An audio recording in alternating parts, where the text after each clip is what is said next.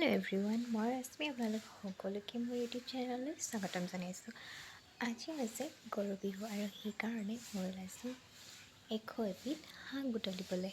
ব'লক আপোনালোকক সকলোকে বিহুৰ বহুত শুভেচ্ছা যাচিলোঁ। সিদিনা আছিলে গৰু বিহু আৰু গৰু বিহুৰ দিনাখন মোৰ ভিডিঅ'টো দিয়া নহ'লে, গতিকে আজি দিছোঁ।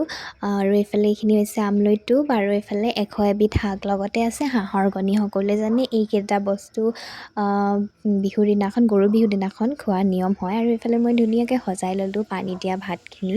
আপোনালোকে কমেণ্ট কৰি জনাব কেনেকুৱা লাগিছে। আৰু এইটো হৈছে মোৰ ফাৰ্ষ্ট লং ভ্লগ বুলিও ক'ব পাৰি। কেনেকুৱা লাগিলে আপোনালোকে কমেণ্ট কৰি জনাব। আৰু মোৰ ভিডিঅ'টো চাই যদি ভাল লাগিলে তেন্তে লাইক, শ্বেয়াৰ এণ্ড ছাবস্ক্ৰাইব কৰিবলৈ নাপাহৰিব। আৰু শেষত সকলোকে পুনৰবাৰ বিহুৰ বহুত শুভেচ্ছা যাচিলোঁ। সকলোৰে বছৰটো ভাল হওক। ধন্যবাদ।